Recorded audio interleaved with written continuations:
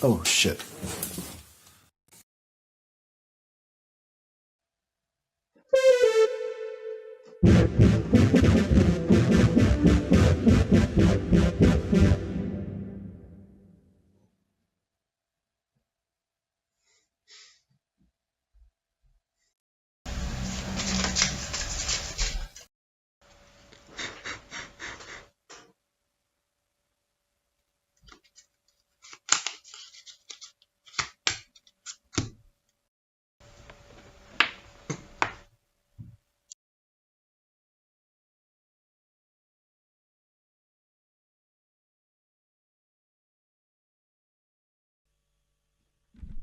Machine gun.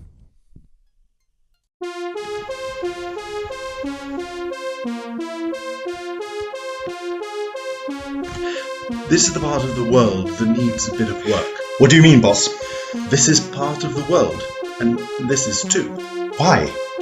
Why? Because it is. It's part of the world. It's got itself all rotten. Is this Luigi's mansion? No, it's like part of his engine room or something? Boss, what is this? Unclear. This is Luigi's mansion. No, it isn't. It's the engine room. It's the engine room. It's part of the ship. So we assume it makes the ship work? It's the workings of the ship. Is it part of the ship or is it like inside the ship? Inside, yes. This is fabulous. Fabulous work. Thank you, man. Thank you. Mario's castle is up in the sky. Boss, what does it mean? Is it part of his castle? Well, the ship flied in the sky, so this thus also, it's a castle in the sky. But the sky is where the ship moved. This is different. This is not. It's not moving. This is phenomenal work. Peach's birthday cake is sort of a cake. It's part of a cake that's thrown to someone's face. It's part of a this cake is part of the world. It's a world to be, and it's someone's birthday, Mr. President. Is it? It is. I assumed it was. Birthdays happen all the time. It's when things are born. Things sort of like appear. What about Yoshi's fruit place, the tropical place? What is it?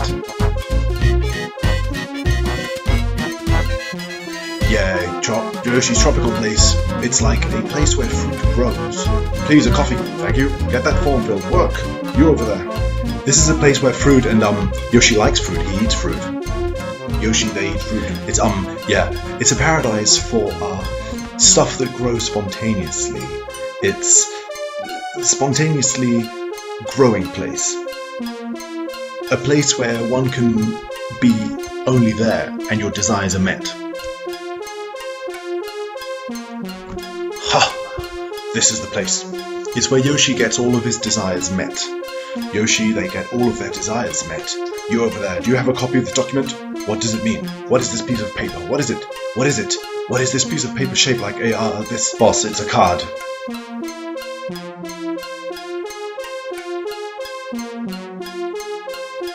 These are like the 7 of cups and the 10 of swords, reaching rock bottom in regards to fantasy.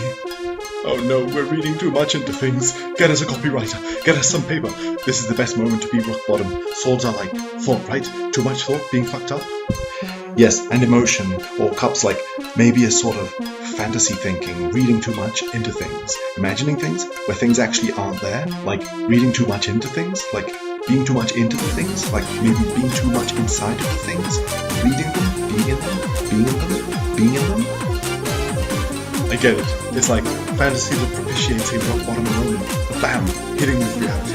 No, it's like reality causing a fantasy moment. Boss, Yoshi's Island is like a fruit place. We're getting intel that they're reading up inside this place. Yoshi has a garden, but there's also a castle in the sky. Yes, we're trapped inside it. It's like a castle, but it doesn't move with stillness. Luigi instead is the sky, but moving. Luigi is a moving place in the sky. One can move in it. And Luigi is inside. Mario is depicted as being outside of the castle, flying above it. The rainbow towers above it. The castle is decorated by outsideness. Mario is outside. Oh, I remember you already argued this in one of your older videos. Some of them, you were obsessed with the theme of Mario being like the flame of spirit. Luigi being the,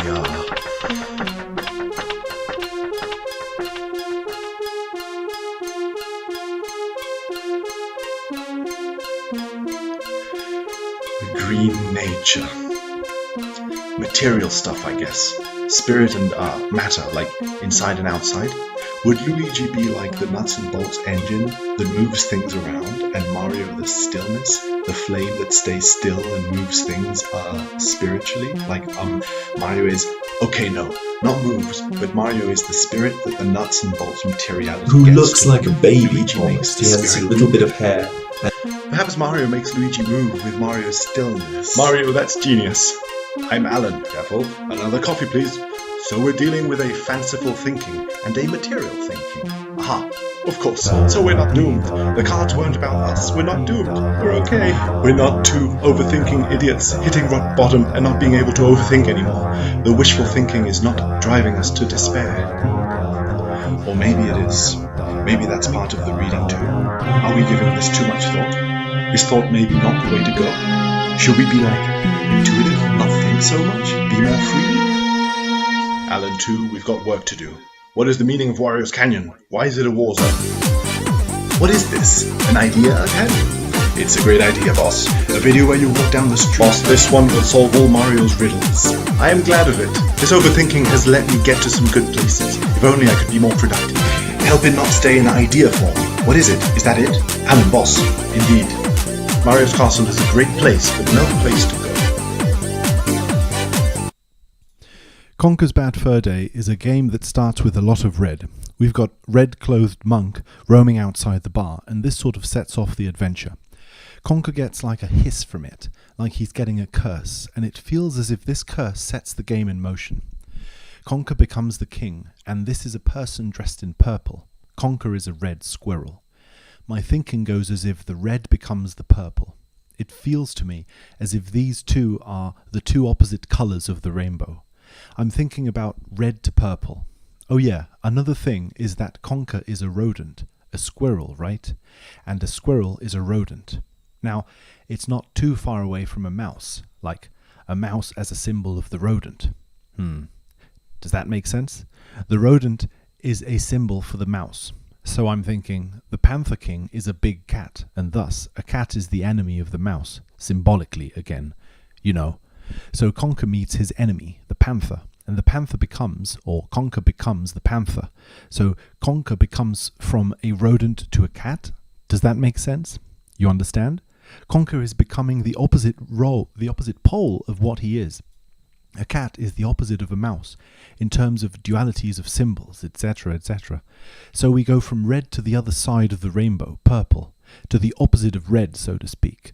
The poles attract. Red becomes purple. Cat becomes mouse.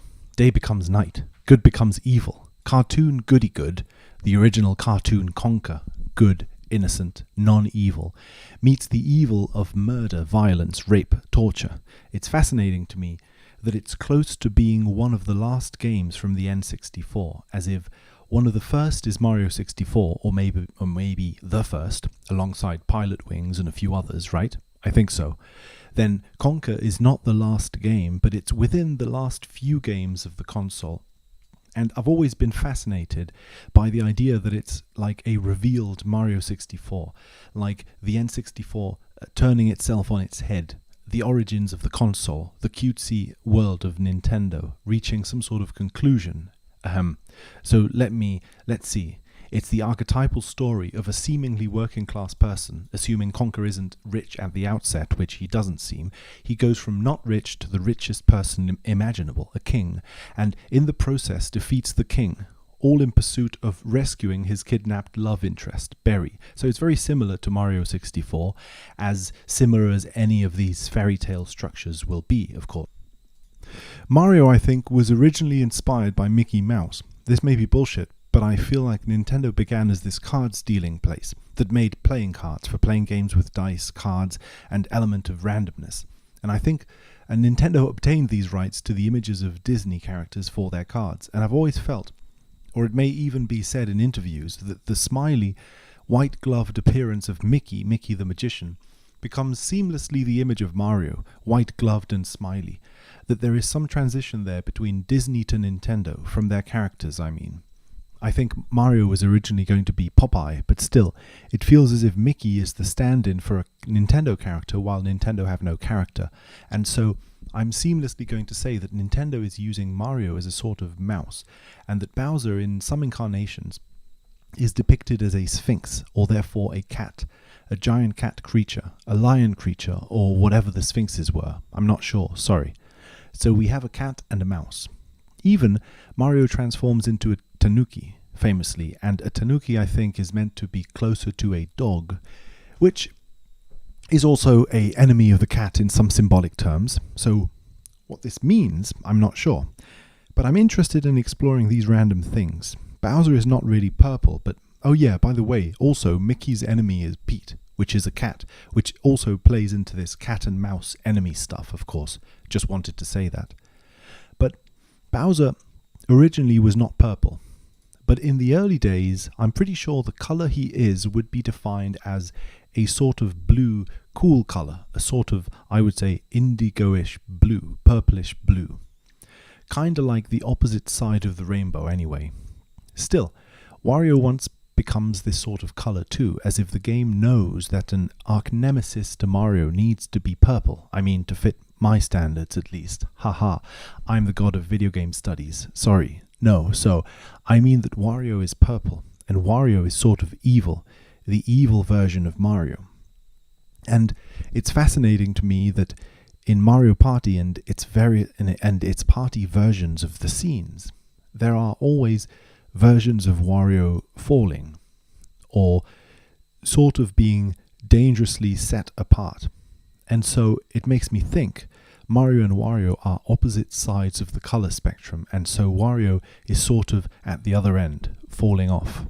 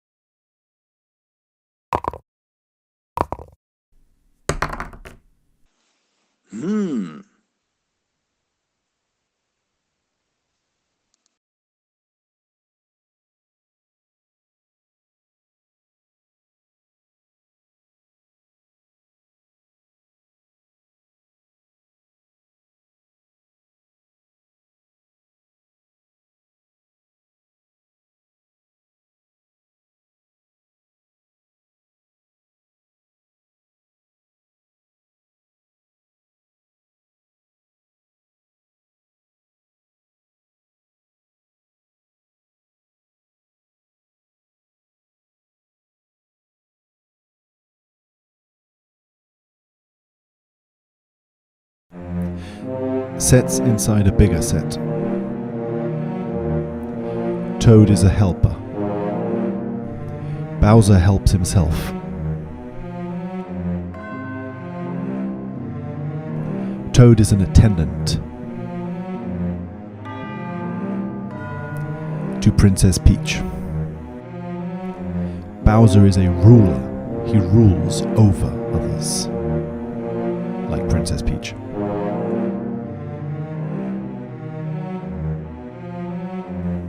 There are 6 colors in the rainbow. Red, yellow, green, blue, dark blue, violet, sort of thing.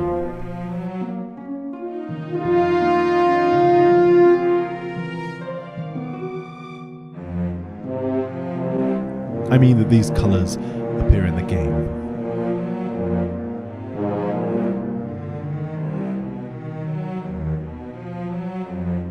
That's how the rainbow is represented.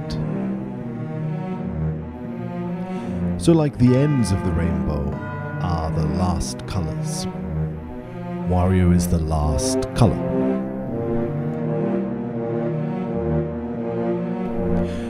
Wario disappears at the end.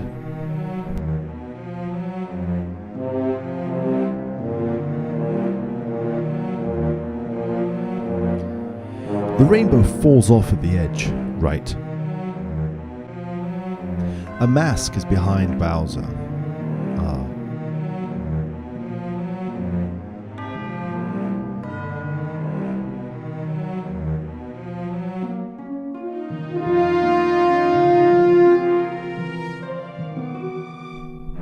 Toad is good and Bowser is evil.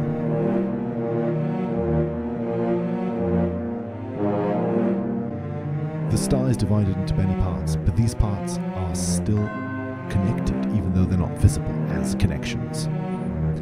The tower swivels around and there's Toad. The tower swivels again around and there's Bowser. Inside of the game, there is a Toad. Each character selects their sequence in order. Bowser trades places with myself. An infinite series. Toad is the one who delivers. A star.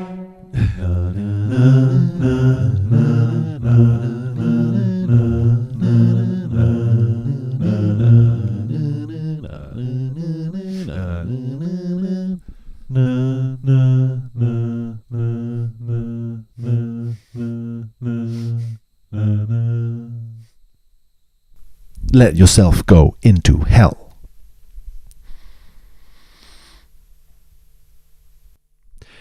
Toad, in a sense, has always been the host of the games, right? From the very beginning, he was the one who was like, hey, like, here's the princess, like, you won or you lost, sort of thing.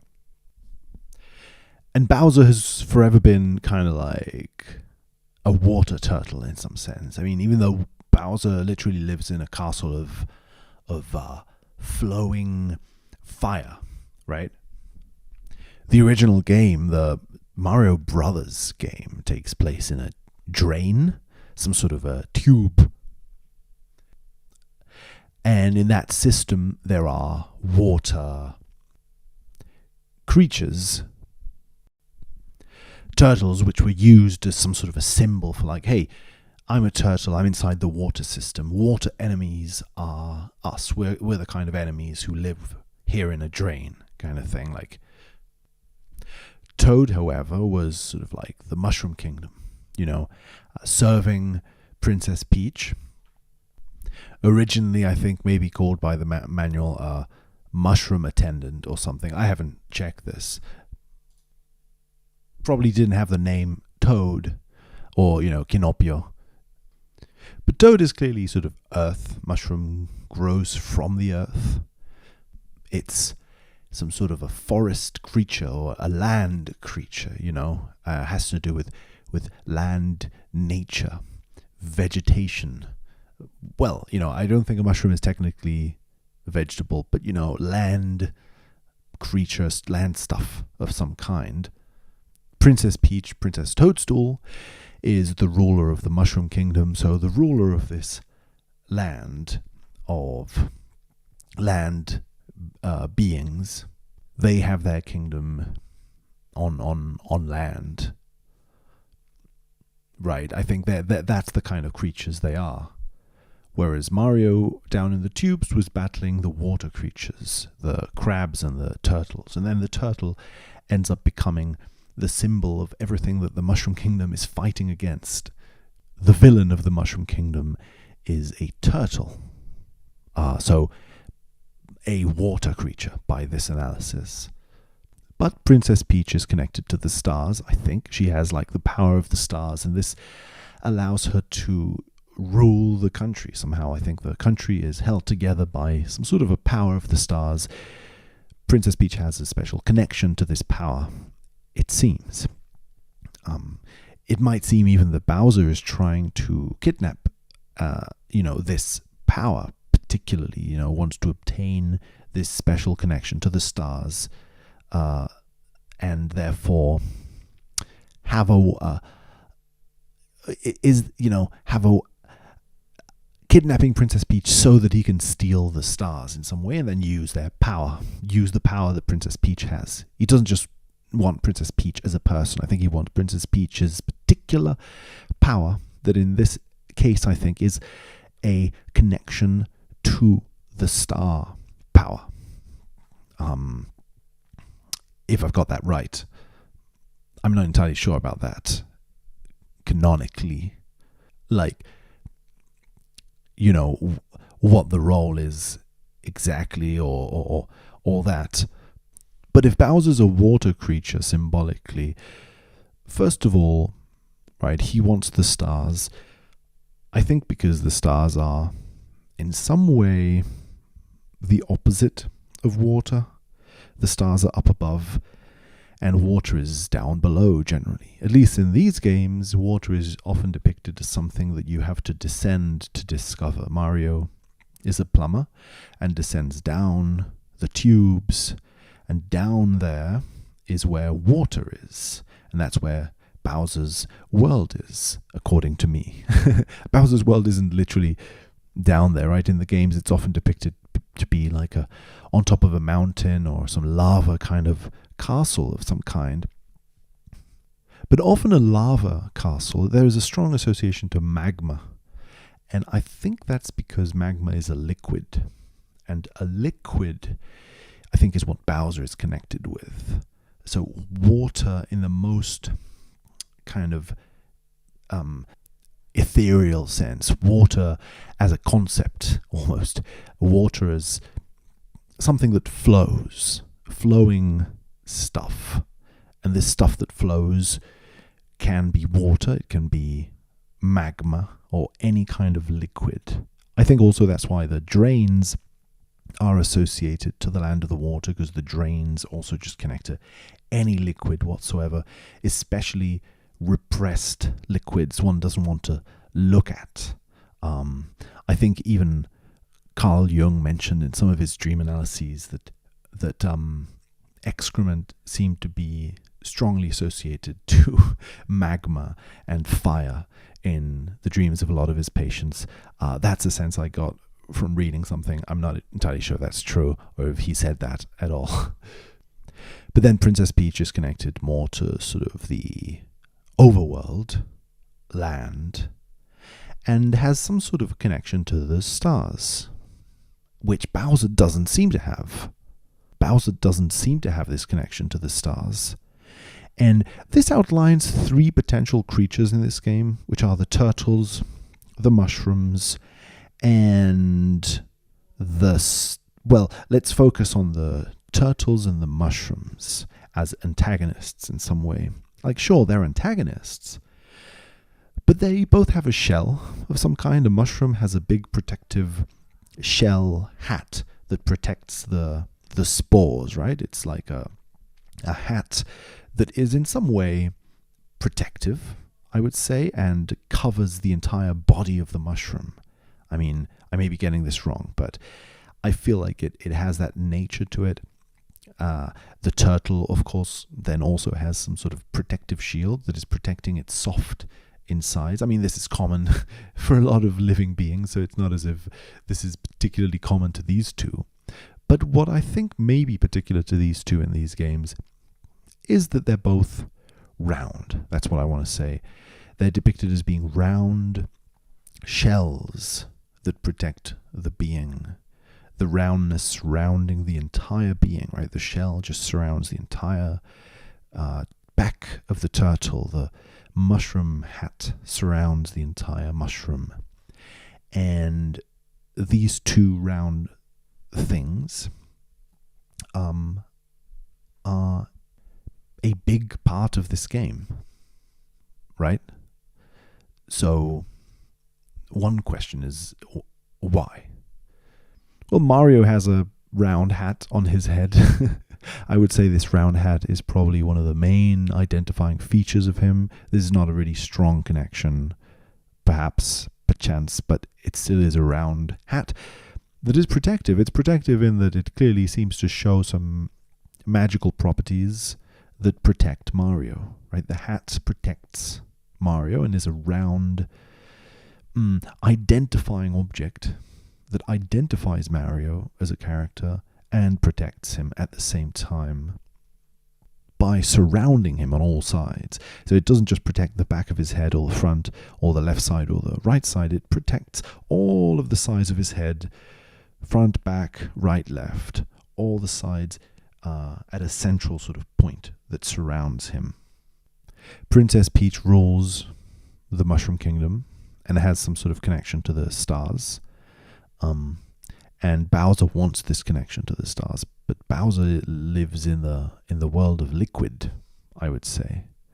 The liquid underworld of hell. And this underworld of hell doesn't seem to have any connection to the stars. But the stars are up above, and they themselves are also roundish kind of objects, kind of reading in between the lines here, of course, but the star is also a central object that then surrounds itself by spikes in all directions. So a star doesn't just have a spike in one position of its body, it has spikes all around itself. It is completely surrounded. I think the Mario games are in some way about being surrounded. There is an issue of surroundedness. Surroundedness has something to do with this game. And of course the starry skies above us, the starry heavens, surround us at some level. I mean, this is a weird kind of read, but you could say that if you look to the north, to the south, to the east, to the west, you will always see stars, right? In the night sky, there will be stars all around you, forming some sort of a dome that surrounds you, a starry dome, and this round object is placed on top of your head in some sense, right? The whole starry dome rests on top of you. And so it's kind of like a crown in some ways. And perhaps Princess Peach is surrounded by this crown. This crown is on her head, maybe. Or perhaps even protects her. She has some sort of relationship to the stars, to this starry heaven, that protects her and grants her some sort of a power that allows her then to keep the country in order, so to speak, to rule over it in some way, to make it peaceful or something, to control it and to be one with it in some way, right? She is one with her country, so to speak. Why is she one with her country? Well, perhaps because of this power of the stars. What is this power of the stars? I don't know. But they rest above her. They have some sort of special connection to her. Bowser doesn't have this special connection to her. I mean, to the stars, right? But he wants it. He wants this special connection because he wants to rule the world. And he wants to rule it in his kind of terms. Not on Princess Peach's terms. And his terms are slightly different and seem to have more to do with force and assertion and kind of doing what you want and not what others want. There is more of a sense of self and self kind of identification. You want to be yourself and do yourself and your own things kind of thing. Do your own thing. And this stuff is all hidden underground. It's sort of like Freud's concept of id or something, right? Like direct appeasing of your own wants, perhaps. Princess Peach, however, is presented as some sort of like a harmonious ruler that everyone loves. All of her servants love her, right? The toads love her. It's almost as if no matter how much control she has over the land, everyone loves her. There's no problem. And there is very little sense of people doing things, for her that they wouldn't want to be doing anyway, kind of thing. There is more of a sense of appeasement of one's desires. Toad is the guide to the games, as we said. He seems to sit in a little hut, and you open up a few treasure chests, and you choose, will this be the treasure or that be the treasure, right? And if I recall correctly, he even hosts some sort of a slot machine in Super Mario Bros. 3. So he is a host to the slot machine type chance games. And these games deliver a prize. You either get a prize or you get something you didn't want, kind of thing, right? That's the nature of prizes, I suppose. Sometimes it's something you want, sometimes it's something you don't. And Mario wants to save the kingdom. He wants to save the kingdom and Princess Peach. And here's where things get a little bit weird, in my opinion, because then when he saves Princess Peach, he gets told by Toad or the mushroom retainers, no, you didn't save her, right? This was the incorrect place to look. Or yes, you did. This was the correct place to look. So even in the early games, there is this sense of Toad is the host of the chance measure. You choose one of the boxes and you see, did you get what you want or did you not get what you want? There's a game of chance kind of thing. I'm going to try this castle, then I'm going to try this castle, or I'm going to try this treasure chest, I'm going to try this treasure chest. And so Mario is trying all these different places. Peach is in some sense like a prize then, or Peach offers a prize to Mario. And Mario wants that kind of thing. He wants that thing, whatever it is. That thing seems to have something to do with chance as well. You either get it or you don't, right? You either get what you want or you get what you don't want. And the Mario games seem to be very constructed around that idea. You either get, what you want or what you don't. Chance seems to be like a big element in these games. And Bowser often doesn't give you what you want. Bowser is something you didn't expect, and also, mainly you didn't expect it. You didn't expect Bowser. So Bowser's some sort of an unknown thing. You didn't expect it sort of erupted into this world. You hadn't really seen it before, but it comes from nowhere.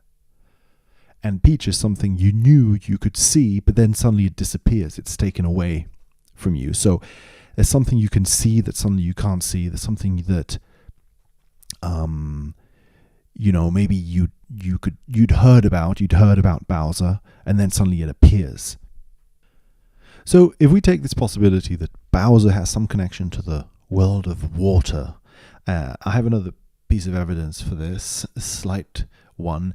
It's just that in Super Mario Bros. 3, he rides a ship, right? And of course, I think the ship flies in the sky, but still it's the icon of ocean travel, right?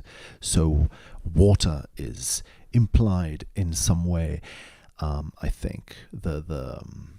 And some kind of deep relationship to water, right? Because it's a captain, or it's seafaring,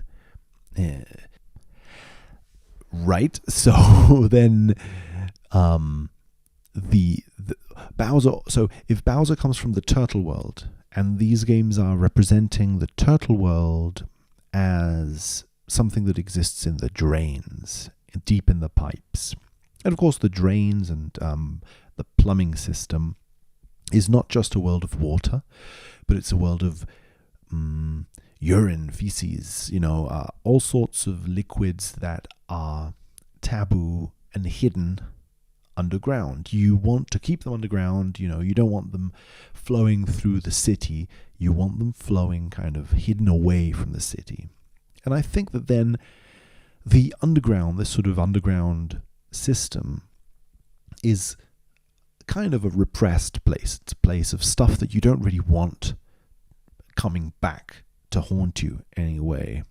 There is some repressed aspect about it that I think Bowser kind of might, if he's associated to that sort of a world, then Bowser might be the expression of this world, this repressed world, coming back to haunt you. And Peach, on the other hand, seems to be associated to like cakes, right? In Mario 64, she bakes you a cake. So it's something you want. It's the opposite of excrement in some sense, right? It's what comes before excrement. You have to eat the cake first to then produce the excrement. So it's what comes before, and it is not taboo. It's something that is wanted in the in the social world. We want food, right? Peach is like nice stuff, nice food that you want to eat. There is a sexual component to it also, like Mario seems to be wanting food, also as in sex or having sex with Peach in some way. That could be suggested by these games, I think. Peach is a fruit as well, so it's a sweet cake, it's a fruit, right? Usual symbolisms of things you want in some way, things that you would like to have, in opposition to things that you don't want to have and that you don't want coming near to you in some way. Bowser seems to represent those. The drain, stuff that comes from the drain. You don't want it. You don't want to eat it. You don't want to have it. You don't want it near you. You don't want to look at it. You wish it disappeared and went away. You wish it wasn't seen, visible. Peach, on the other hand, the cake, you wish it was visible. You wish it was close and came close to you, or you went close to it, so to speak. So water from the drains is something that comes up from the drains, and I think that its liquid nature, if we associate that to Bowser, is part of what makes it dangerous, because it can seep in anywhere. It can go into all the little cracks, and you can't avoid it. It's difficult to avoid liquids, right? They come into you in a way that you can't quite control, or they spill out in a way you can't control either, if we're speaking about inner liquids and excrement and vomit. Like, I think that liquids are what we associate to something that will cause a reaction, a strong reaction in us that we can't quite control, right? They're not a plan. It's not us making a plan. It's like a strict, more like feeling-based thing, right? You feel these things arriving and you don't want them, right? It's like a yucky feeling that arrives, washes over you, right? That we use this language, when something, it washes over you. It has the character of an unstoppable sort of force in that way. And I think, therefore, that liquids have this association to the cups in the cards. The cups are, as far as I understand, something that is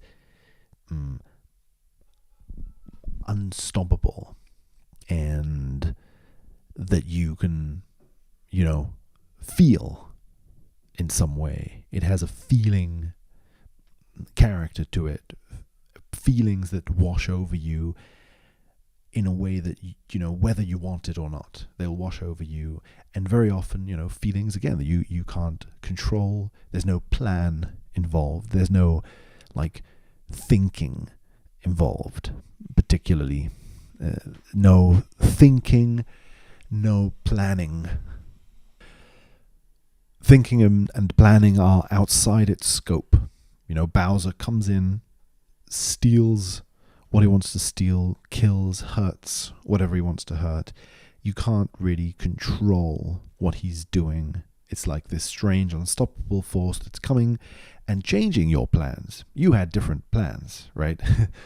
You had plans maybe to control the country in this particular way and help your people in this particular way. But these thoughtful plans are overwhelmed by water, by liquid, or Bowser in this sense.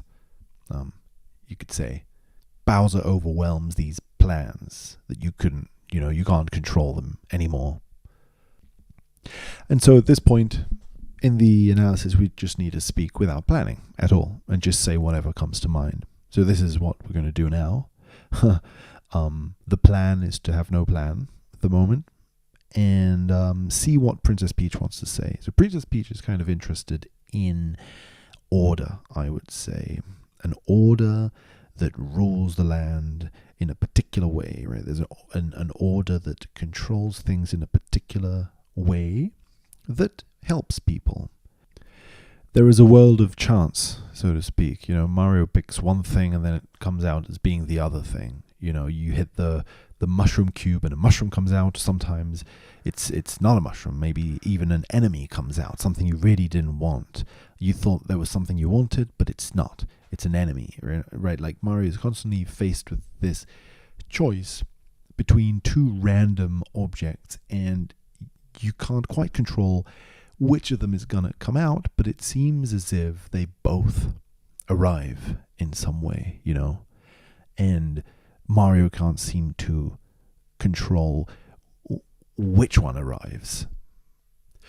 Mario is plump, in my view. He has a belly. He's depicted as someone who is not traditionally muscular, and yet he has incredible fitness. He can run around and jump and be super fit in how he moves. Now, of course, Mario eats stuff. He eats Peach's cake when she prepares it. Like, he's excited for the cake. He reads the letter and goes to greet it. But he also eats life-giving stuff that gives him more energy, and his game is centered around eating.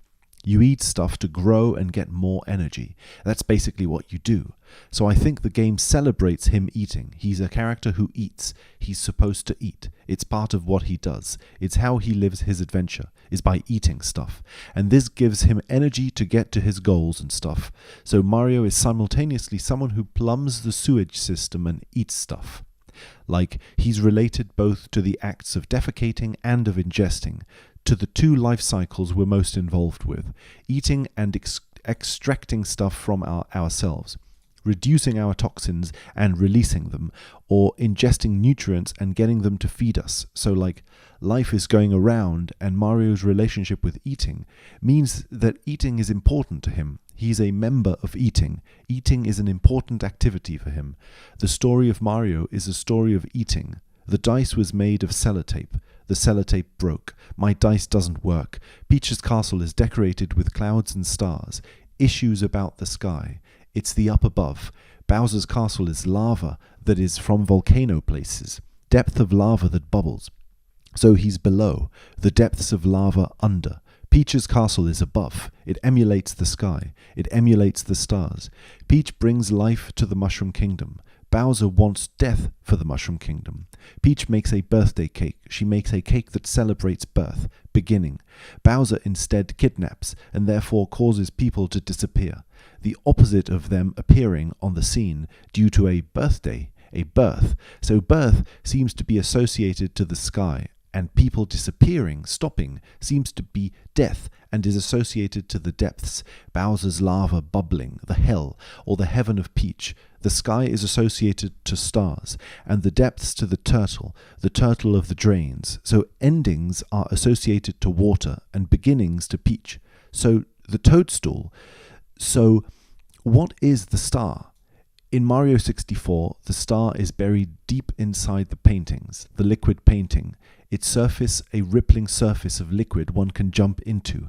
Bowser wants to use these stars, according to the manual, to turn the painting people into powerful beings who will form an army, become so many monsters that they start to overflow from the painting into the outside world. The stars are used to protect the castle, so one would think they are strength, protective strength. Indeed, when placed inside the painting, the harmless beings of the painting become enemies that can come out of the painting and attack you. The painting before had no power over you, but now it does. Now it is filled with a power that can be greater than your own. Before you were more powerful than the things you saw, but now the things you see may become more powerful. These things of art, of the imagination, these imagination worlds, you think of them and feel powerful over them, but now they gain more power. Your fantasy, it gains more power and destroys you. You subject yourself to its rule. You are controlled by it. So the power star conveys power, and let's say it conveys power on water. So water seems to be powerless. Surrender, submission, let it be. Flow with it, a state of flow. So these stars are stolen by Bowser, and this is illegal. This is an illegal act. It's evil too in a fairy tale-like way, but properly illegal in that they're stolen and presumably belonged to the castle. So Bowser performs an illegal breaking. He breaks the law. I'm assuming there was some structure to the Mushroom Kingdom that was based on agreements. The castle has a certain way of doing things that the Mushroom Kingdom has agreed upon. Peach has agreed to look after the people of the kingdom. Toads have agreed to serve Peach, to look after her, I guess. And one can say that probably if a Toad were to stop looking after Peach, he'd be breaking the law. If Peach were to stop looking after her duties, then she'd be breaking the agreement that the people have put on her rule. In other words, there is her rule. Her rules are effected here, and the rules can be broken or kept, regardless of what we do is morally good or evil.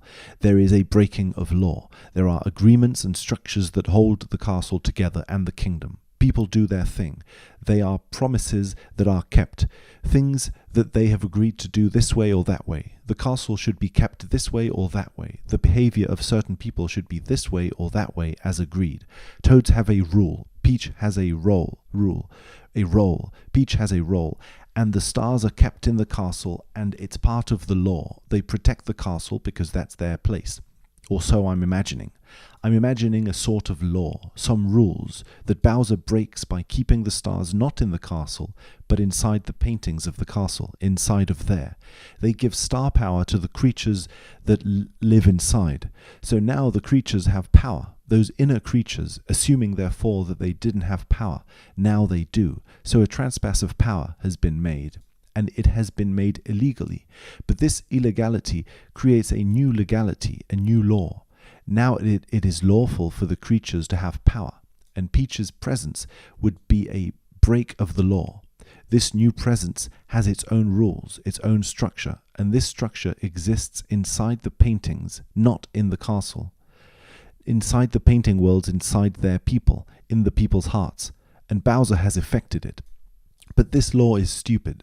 Because it can be broken either way. It can be broken in Peach's castle, and it can be broken in Bowser's rule currently. It can be broken because it's so easy to grab the star. It's not difficult. It's just a question of grabbing it. Anyone could do it. The law doesn't give a physical impediment. It's an impediment based on cooperation, on agreement. It's an ethical thing. You decide to follow it because you have agreed to the other person's disposition, their sayings, and you both agree that this is to be done this way. The stars are to be kept this way or this other way. But Bowser has not agreed. The painting world creatures were not powerful. They had no power in this world of the castle and its rules, on Peach's world. So Bowser decides to change things, to give power to himself and to those of his world that had not agreed to the agreement. But this structure can be created by changing the previous agreement. This agreement is breaking the previous castle agreement. This agreement is illegal according to the previous agreement. But now people from this castle, the painting dwellers, have power, and they didn't before, according to the manual, I guess. It seems so. So the painting dwellers had no power and still had to accept the rules, without any power to accept or disaccept. Their acceptance hadn't even come. They hadn't even been able to accept. They were simply under Peach's rule as a part of the castle without an option to live out any other decisions. So Peach's castle is like a center of structure. It's a structure that is then collapsed by the watery depths of Bowser's eruption. His world, a flood that breaks the structure, and so Peach sort of represents rule, structure, all earthy qualities, Mushroom Kingdom qualities, the vegetable world of earthy nature with its rules, the structure of the ground of the earth, the rule of earth, and water is the element that is emotional. It disrupts this stuff. It brings forth new stuff that can't be thrown into this structure without changing it. It's emotion, water, emotional gap between the bridge and the tower. Water comes out and changes the world. It is too emotional. One breaks down crying and its whole world changes. All your thought changes. All your belief change. Emotion disrupts everything that is structured. But Peach is a stable structure, and this structure can't feel too much emotion, so a passageway is needed between them.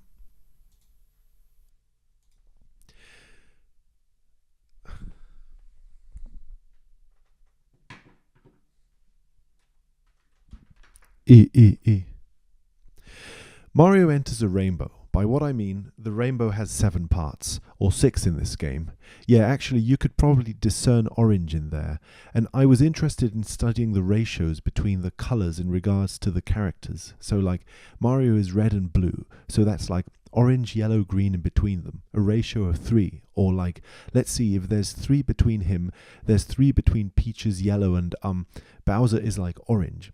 Then there's 1 between green. So these ratios, it's like, or maybe Mario is not the ratio of 3, but of 4, if indigo is his, so it's complicated. But I like it. I wanted to add it to music, but it's getting too complicated. And to see what tones emerge from each color ratio for the character, I opened my door and tried it out, but it was complicated, and basically the ratios change, and I have no thing to say about them at this point. But it's interesting to note that the characters are made of colors, and that the bridge connects the heaven with the earth, or the ground with the sky. A rainbow is made of color, but ultimately it's made of light, or made of stuff. I mean, who knows? But you walk over it, and walking over the sky is what allows you to cross it, cross the air. So cross the sky via the bridge of the rainbow. So the sky here is important. It's an important element. Mario crosses the sky because he jumps. He jumps from one platform to another, and the platforms are connected by sky. Mario jumps the air as a jump man. He then wears a gloved fist, or maybe a fist of air, or like a fist of air that's a hat, an air hat, a hat that flies. And so he flies again and again and again. The sky is his domain. He either jumps or he flies, or he maybe does other stuff, but like he's in the sky, that's for sure. And he's air. He's the element of air. He's like Mercury, with a staff, a winged hat, a sort of stuff on his feet that look like shoes, but that run all fast. They're jumping faster than one could. He jumps high. So yeah, that's the comparison. He's air. He's the element of air, and like air is cool. It's like air. It's thought. And water is emotion. Earth is like what? Structure? Stability?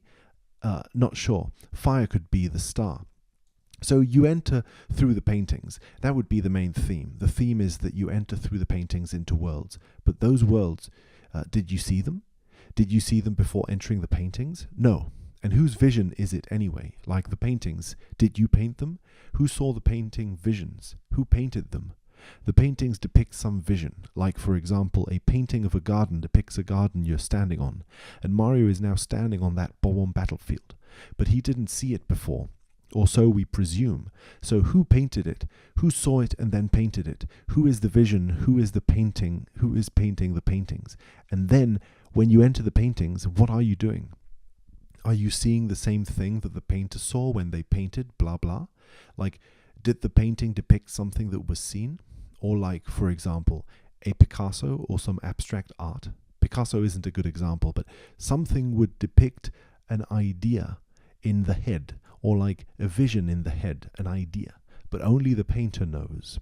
Only the painter has seen that idea in their head, or felt those emotions, or etc. They depict what they see, what they live. Their emotions are plastered onto the screen. They depict some inner world, some state they're living, etc. And so Mario is, whatever the case, entering into paintings that were painted. So someone painted them, they saw some inner world, or had some experience happened to them, or whatever it may be. But they painted it, or they painted something based around it, or whatever, or they painted their thoughts about it, or they let their randomness paint with a brushstroke like random, like letting paint drip onto the canvas, letting whatever process take hold over them. But whatever it is, the painting was painted, and Mario then is the one who sees it, but presumably he didn't paint it. So he didn't see Bob-omb Battlefield before the painting, and yet the painting depicts some personal subjective encounter with it. The painting, is depicting someone's vision of a world, like of a Bob-omb Battlefield, and someone painted it, they saw it, and they painted it. One can picture the painter standing around Bob-omb Battlefield, walking around, and then painting it, or having a vision of it, imagining it, and then painting it. But whatever they did it, and Mario didn't. So why is Mario now walking around it? Why is he waltzing around the same experience? Why is he having the same subjective experience the painter presumably had? The same experience of living or seeing or being inside of the world called Bob-omb Battlefield, being inside the dream, a dream presumably the painter, or an experience the painter only had. Well, it seems like Mario is then having the same experience, or like stepping in the shoes of that person, seeing what they saw, visiting what they visited. If it was a memory, then living that memory, etc. You get it. So Mario is like being another person, acting, being the painter who saw that world before they painted it, or who saw that vision, and then Mario, by looking at that painting, then gets to experience it. Or well, experience it is not the right word. He gets to be in it, or like be with it, something like that. He experiences the subjective state, something unshareable, something no one else can have. The painter had it, saw Bob-omb Battlefield from that angle, at that time, etc., and captured it. But Mario then gets to see the exact moment, the capture. Isn't that impossible? Could you step in the painter's shoes? Could you be the painter, like step into Bob-omb Battlefield, not now, but whenever it was that the painter saw it, and not here or there, but exactly at the location the painter stood, the exact location. Then Mario steps into it. He does the impossible. He adopts the location and time of another subjective experience than that of his own. He becomes another person. But outside of the painting, as Mario, he sees the objective result of that painting, the painting itself, something that is outside of the subjective state, something that can be seen, heard, etc. by everyone, or like the stuff that is there for everyone to perceive outside of the specific subjective position, like the subjective position, blah blah, getting lost in words. What is this? Like, the painting is a living subjective position, and then an objective position also. And Mario gets to experience both. He's like an actor, pretending to be the painter of the painting he's not in front of. Or wait, he is. He's like an actor in a play, pretending to be someone else, pretending to be in another situation, have a different mind, a different space, and everything. All the stuff one could imagine as the curtain goes up. The theater starts, and then, yes, Mario was always an actor. In the early games, like Mario Brothers 3, I think, it's a theater, right? He's an actor. He's pretending to be someone, But he's Mario. He's the good, a good person, and he's acting as someone. So who does a good person act as? What's invisible behind the mask? Who's the evil person pretending to be good? Who's the good person pretending to be evil? Who's wearing a mask? Who's a mask? Who's wearing a mask inside of a mask or whatever? Stuff complicated like that. Haha. Who knows? Clearly, Mario is a good person. He's a good person, so if he were to pretend to be someone else, this hero, this good person, who could he be? Well, Bowser has depicted the paintings or filled them with stars. They are filled with all the terror and power of a great army. They become Bowser's worlds. They are depicted as Bowser's army being infiltrated into this world. So like, Bowser is the army general and owner of these armies. And so he is sort of the owner of these worlds, until Mario solves them, of course. So Mario is solving these riddles, to solve these stars that are hidden by riddles and little trickery and puzzle-solving platforming and etc. Entering into these paintings that depict worlds that belong to Bowser. These worlds are threatening to come out into the other world, into our world. So one could say that these worlds are the other world. They are the world that belongs to Bowser. The Bowser world, where his forces are like getting controlled. So like Mario is jumping into a subjective perspective that sees these worlds, the subjective perspective of the person who is those worlds, or who resides, belongs to those worlds, who calls these worlds home. Mario jumps in and steps into the shoes of whoever is owning those worlds, becoming in them, the liver who lives of those worlds. Evil, the only thing Mario can become. Evil, the only thing Mario can act as, or so I say. Yes, that's what I say. Making this video is always a kerfuffle. It raises some energies in me that are difficult to manage. It makes my thoughts fly wild. And thoughts lead me to good thoughts, or they lead me to solve some riddles that have been in my mind for a long time, things that satisfyingly click, and the big morass of energy, the watery grounds of unresolved issues, the stuff that stucks to mud, it all resolves and brings with it a certain starry heaven, energy that lets me move into new terrains, motivation, a certain ease of energy, a certain energy that requires no thought.